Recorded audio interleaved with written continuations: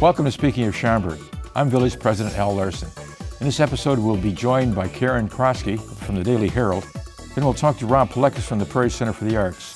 We'll close out the program by talking with Lisa Happ about the village's budget. All of this and more today, here on Speaking of Schaumburg.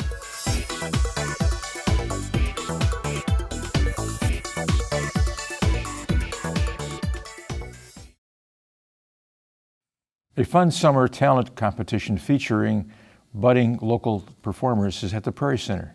Here to tell us more is Karyn Kraske from the Daily Herald.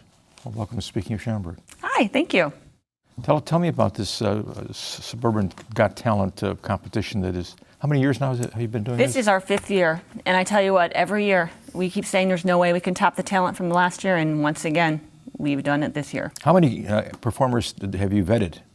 We had 50 that auditioned. 50. And from that 50, we narrowed it down. Our 2 judges had the hard task of narrowing that down to 20. And the 20 just performed this past Sunday. Do you have any repeats from year to year? I'd say we had about 4 repeats. Okay. Yeah. What's the prevalent talent that's out there typically? Is it vocal? Is that? It's singing. We have a lot of solo artists, okay. A lot of musicians with original music, which has been fantastic. So artists, singers, songwriters. We have duets, we have some bands, and actually this year we have a drum line made up about 25 junior high school kids. We also have a tap dancer. Really? Yeah, fantastic tap dancer. How old is the tap dancer? 12 years old, and okay. She started tap dancing when she was 3, and she is amazing, amazing. She'd have to be, I would think. If she is fantastic. We were all exhausted after her performance on Sunday. Really? She's fantastic, Really? Yep. Yeah. She could be Donald O'Connor's...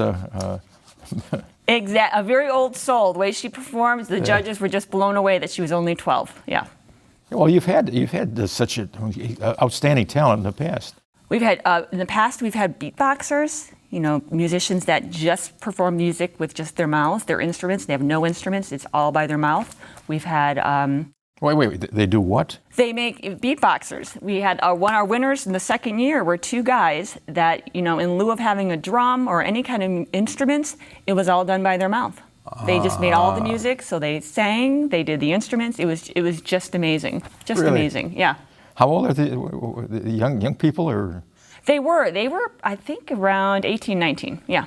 Yeah. They've been doing this for a while, I would imagine. They have been, and that's the cool part about it is a lot of these people have performed at various festivals. The tap dancer has performed in Germany. They have all performed, and what they like about this opportunity is for them to get in front of judges, get that critique, which is why a lot of them come back. Do they have an agent? You know what? They don't, and boy, do they want one. Some of them really could use some. Yeah, really. Yeah, really. fantastic. Is it what's the gender breakout? Is it more female vocalists than male vocalists? Or? You know what? I have to say it's big. It's about 50-50. Yeah. Now you had 50 of them you recently vetted. Mm-hmm. How long did that take? For our judges, it was a 2-day process, and we had 2 judges. And they had private auditions.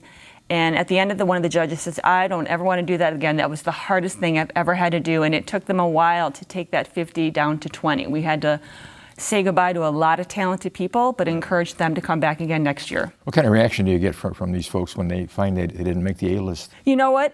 Wonderful, because they're all, in fact, I sent the email out. I get the lovely task of sending the email out to people, letting them know if they've moved on or if they haven't. And the response I get back from those who aren't able to move on is very positive. Thank you for the opportunity to have this critique. Thank you for the opportunity to be a part of this event. What did you do before you became a talent scout? Yeah, I know. A talent scout, a landscaper, all kinds of. I'm with the Daily Herald. I'm the director of event marketing. Okay. So prior to doing this for about 6 years. Prior to that, I was on the sales side.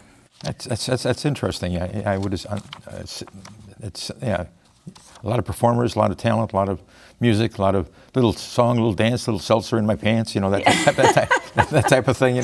Yeah.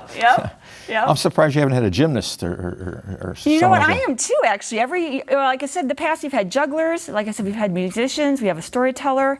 It's interesting the variety of. Each year we keep thinking to ourselves, should we keep doing this? How can we possibly get more talent? And we keep getting amazed by what we have. It's just that it would seem to me the suburbs have an abundance of songwriters. Like I said, we had the 29 of them did original songs. Songwriters and performers and singers. We have a lot of them out here. Some of these actually work professionally too, don't they? Yes, they do. They do perform. In fact, the drum line had performed in halftime for the Bulls game. Okay. As I mentioned, some of the other ones have done a lot of the festivals. So this has been a great exposure. But what they look forward is that critique. So when they get done performing, our 3 judges give them feedbacks and critiques. And then it's amazing because by the end of the program, because we go from our 20 to our 15 to our 10, it's amazing to see the improvement. And these are people that have been doing this for a long time. To see them improve over the course of 4 weeks is pretty impressive. So they look forward to getting that constructive feedback from the judges. Where do you get these judges from? The judges are, one of them is the Daily Herald theater critic, Barb Fatello. Okay. But our most important judge is Ron Onesti. He's with the Arcada Theater. Oh, yes. You brought Ron back. Exactly, because he is part of that prize package. Last year, he had actually outdone himself, and our final 10 last year's performers have all opened for one of his shows down at the Arcada Theater. So they're all, these contestants are all competing against each other for an opportunity to work with Ron with his mentoring. They'll get to open for a headline act. They'll have an opportunity to be videotaped and have a photo shoot. So a lot of great stuff to help get them started. Are you aware of any graduates of this fine arts program that you have? Have they been booked somewhere else as a result of being in the show? Or? I know that Ron himself has booked several of them from last year's and from the previous performances. They've done festivals downtown. We're going to look. We had one year, and I meant to look to see before I came here. She was a music student at Columbia. Fantastic voice. I know we will be seeing her somewhere. We'll be seeing a CD, or she'll be performing somewhere on TV in the very near future. What's your age range? This year, our youngest is 12. And then we have got a tap dancer and a singer, and then the oldest, I'm horrible with age, I'd venture to say, but probably in the mid-60s. Yeah. And you've got a gentleman who tells stories. We had a gentleman, he auditioned. What kind of audition did he have? What did he just... Was it one story or 2 stories? Or a variety of stories. Okay. And then I wrote... Variety of stories. Again, his whole thought, he's 86 years old, he's just happy to be alive, and he just wants to talk to people. And so, they're biblical based, they're reality based, it's just storytelling. Yeah. Really? Yeah. How many stories did he tell? I was not down at the audition. I know personally when I checked him in, he told me about 4 or 5 different stories, so I can only imagine what he did at the audition. Okay. Yeah. That's interesting. Interesting. Well, what's the geographic range that they have? This year's contestants come from as far as DeKalb. We have a teacher, and that's what's interesting too. This isn't a lot of these people. Our applicants this year are students. They're high school students, junior high students. We have one person coming from DeKalb who's actually an English teacher full time. We have IT professionals. But she's been here before, hasn't she? She has been here before, yes. And she is back, new and improved. Took her critiques from that year before, has come back. We have them down in Aurora. The drum line is from down in Aurora. We have some up from Antioch, so kind of all over the footprint. Even have one from Manhattan, Illinois. Really? Have no idea where that is. I think it's somewhere down south, but yeah, she's one of our singer-songwriters. Yeah, that drum line you're talking about, I know that the mayor of Crystal Lake was in a drum line. Yeah. And he appeared at our September Fest, our Labor Day celebration. Excellent. I hopefully some of these folks will be able to do that. Oh, they would be amazing. They started out on stage with about 25 of them, and they surprised the audience and the judges. It was a great treat for the audience, so I encourage people to come to the 15 and the 10 show. They actually came out into the audience. Really? So it was completely interactive, and that's one of the things the judges look for with our contestants, to make sure that they're engaged and interacting with the audience. Oh, sure. Yeah. So are there any openings I could possibly try? Well, maybe next year. We'll give you a year. I'm going to give you a year to get your talent. Practice reading my script here, right? You'll give the storyteller a run for his money. He'll come back next year. I've got some stories I could really tell. I really do. I'm afraid of that because I read about it in the Herald. I don't know. No, thank you. You got it. You got it. Karyn, thank you so much. Oh, great. Well, thank you for having me. That's been great. Check what's on the playbill for this year's summer theater program. Next, here on Speaking of Schaumburg.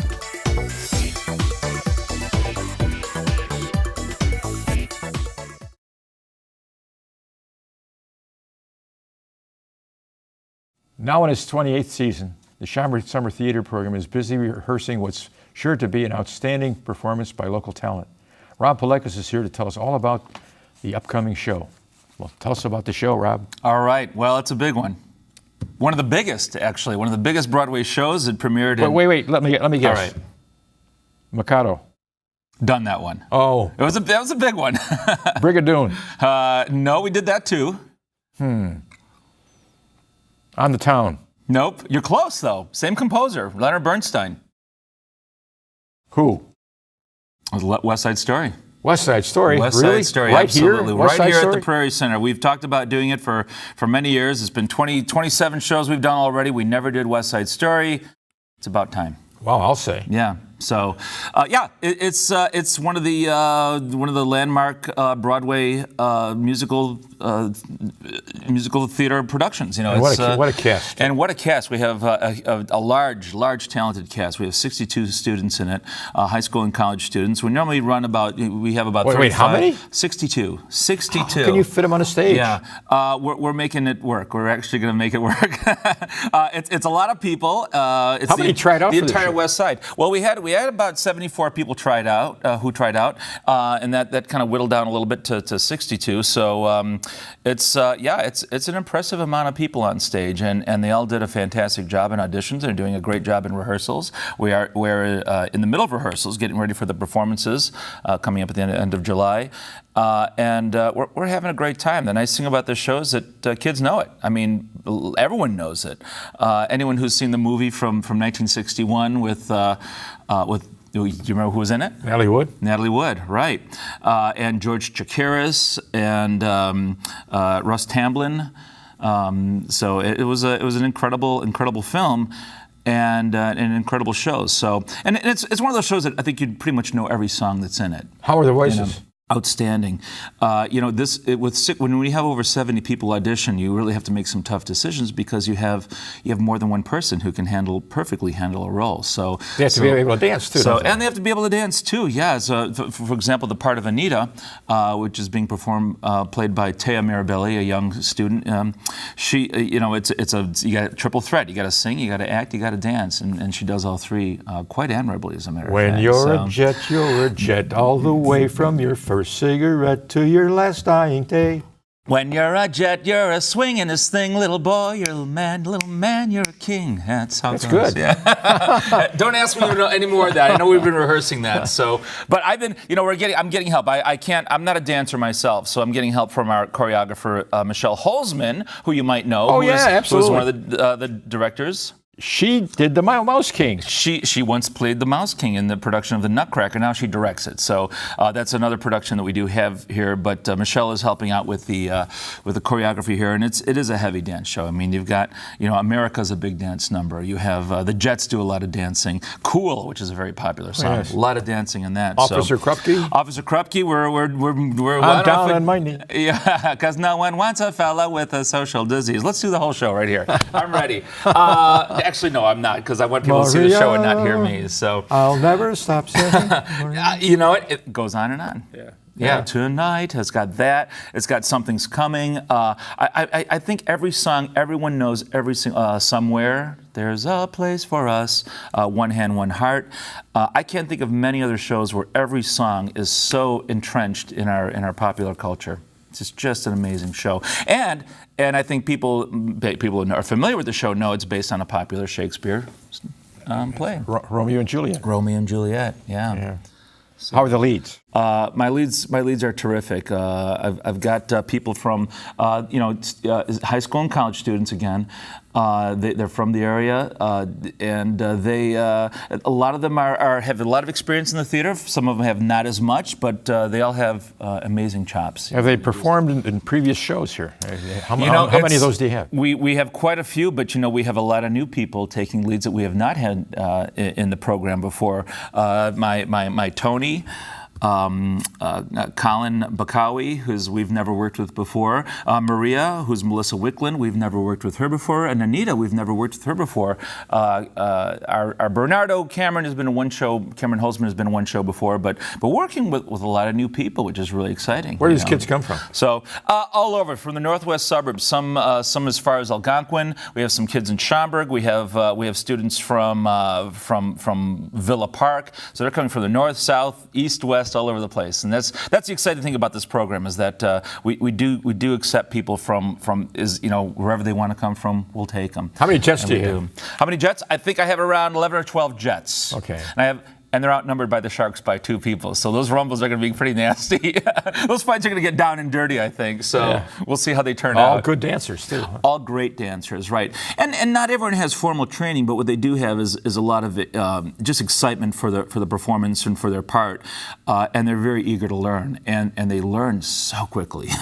I think that's a factor of age, because they tend to absorb that sort of knowledge and information. And they do a great job. The dancing is going to be wonderful. I can hardly wait.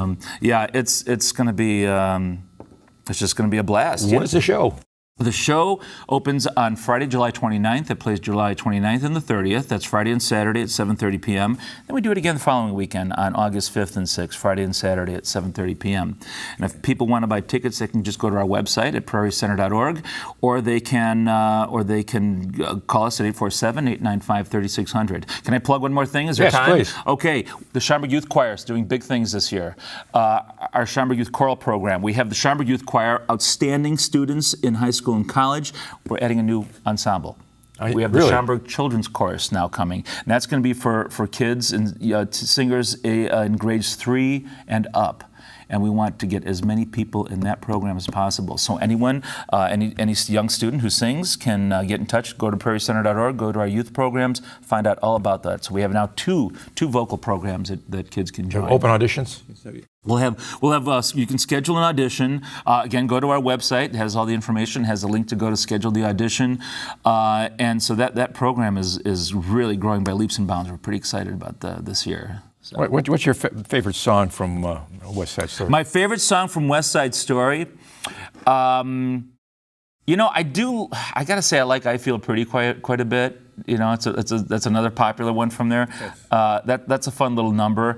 There's an instrumental part that I'm not going to sing, but it's called the Scherzo from a Dream Ballet sequence that not many people know that I find very lovely. But I love Something's Coming's a beautiful song. It's hard to pick a favorite, The Jets are gonna have their way tonight. There's that big. Where everyone sings together. What is the signature act? And the signature act, boy, I think Officer Krupke is one of them that people really know and look forward to. It happens in the second act, and it's a strange comic relief to a lot of bad stuff that's happening in the show, and I think people love to see that number. And the rumbles, those are big. The big fight scenes are, and we actually have someone to help out with stage combat to help us with that. I was taught by Michelle Holzman, who's our choreographer. She says, when you're doing stage combat, this means hospital, this means safe. So keep your thumbs in when you're stage combating. Really? When you're fighting. You don't want those thumbs out because you're going to hurt them. So hospital, no hospital. So that's the trick to stage combat. We're going to learn more when we meet with our stage combat. You're not going to give us a little demonstration here? No, because we'll get hurt. We'll end up in trouble. So. And who is your assistant? So, Mike Concialdi, we know him. He's been with the program since the very early days, from 1989. He started in the program, and now we just couldn't get rid of him. So now he's the assistant director. Mark Beth is the music director. Melissa Crabtree is a costumer. Phil Seifertz is doing set. Ethan Goldspiel. Damn Yankees? Damn Yankees? Didn't Concialdi? Concialdi wasn't. No, he was too old for that. I hired him on. His last show was Guys and Dolls in 1996. He played Nicely Johnson. Sit down, you're rocking the boat. He sang that. His last song he sang for us. That's a good song. That's a great song. That's a great song. Rob, so as again. Thanks for having me. Well, thanks for being here. My pleasure. Thank you. The state of Illinois' current lack of a budget could affect us locally. Learn more next here on Speaking of Schaumburg.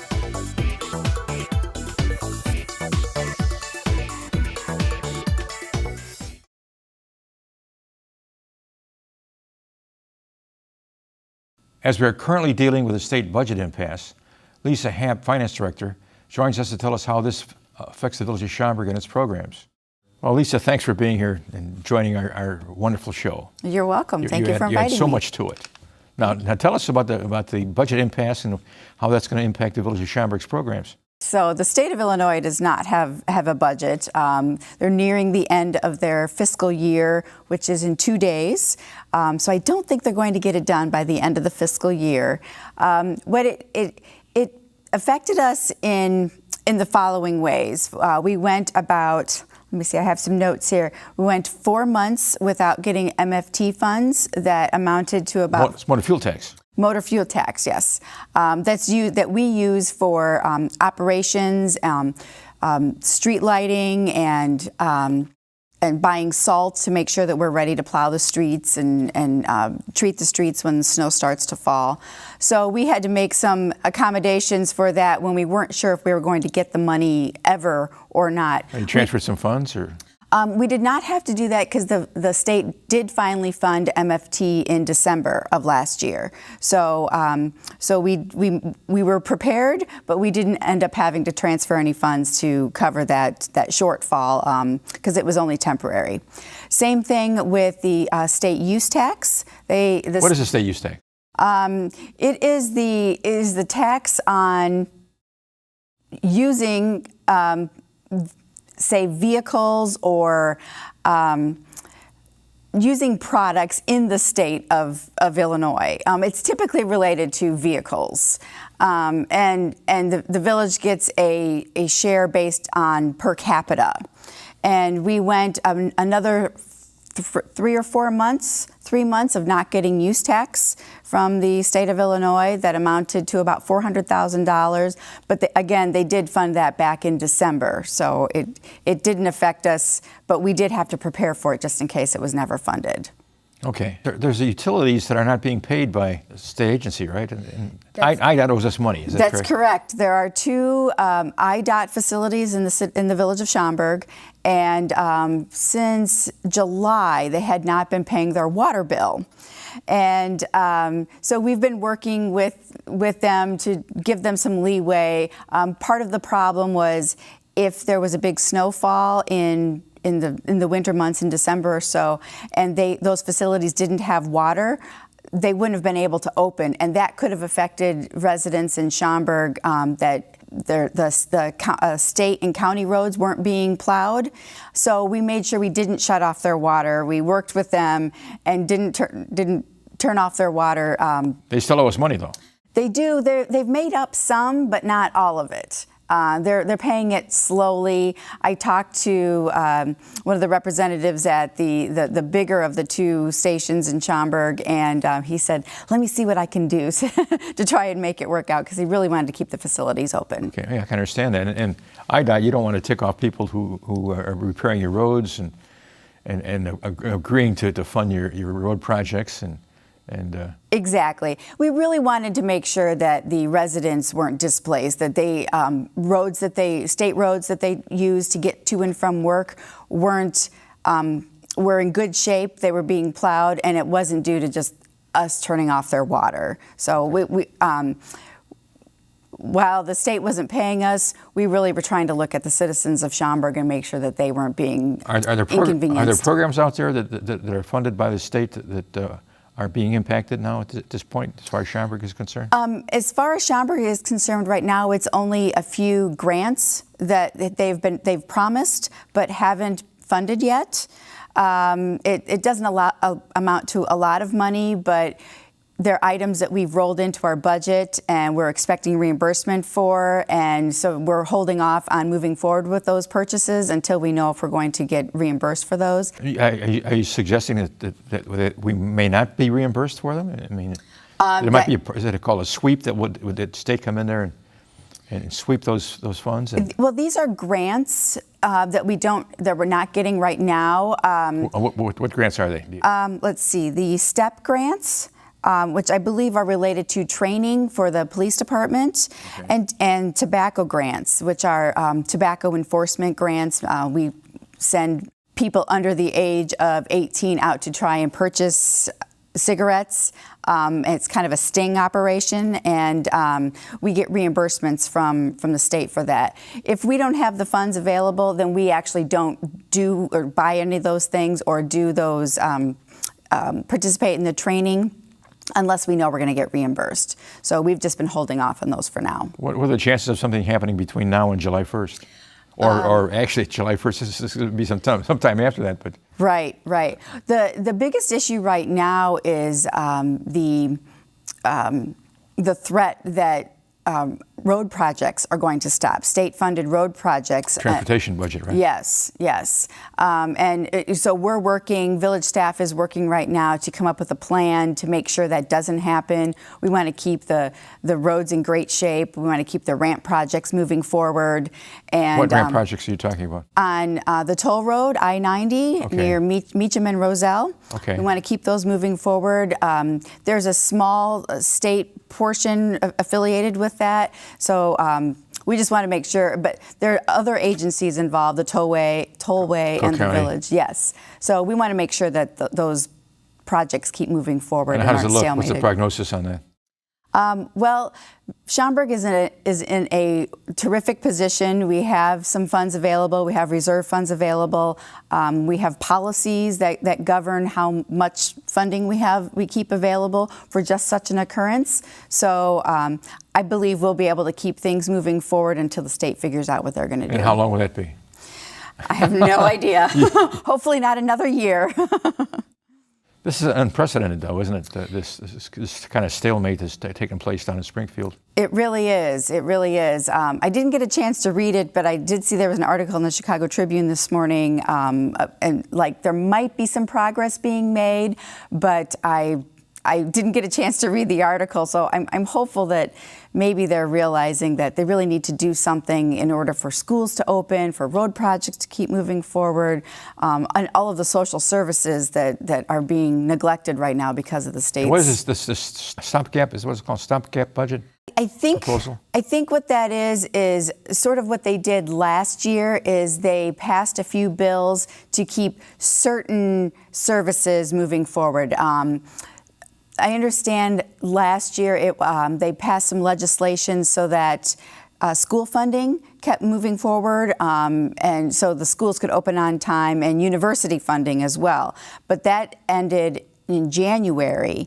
So I'm not sure what those schools have been doing since then. Same thing with municipal services weren't being funded until December. That's why we went 3 or 4 months without getting MFT and the use tax until it was they passed another bill in December, and we got our funding. Do you see an avenue out of this mess? I mean, what's your prognosis? Let me put you in a spot here. When this show's on the air, is it budget's going to be ready? I mean. Well, they're not going to be ready by the beginning of the fiscal year. I think probably, I'm hopeful by October they'll have figured out their differences and hopefully put the citizens of the state of Illinois ahead of their own political personalities, and we'll come up with a plan that makes sense. Going to give them your name and your phone number and have them contact you directly. Okay. I'll give them my 2 cents. Lisa, thank you so much. Thank you. That'll do it for this edition of Speaking of Schaumburg. Join us again next month for an all-new episode. Until then, I'll see you around town.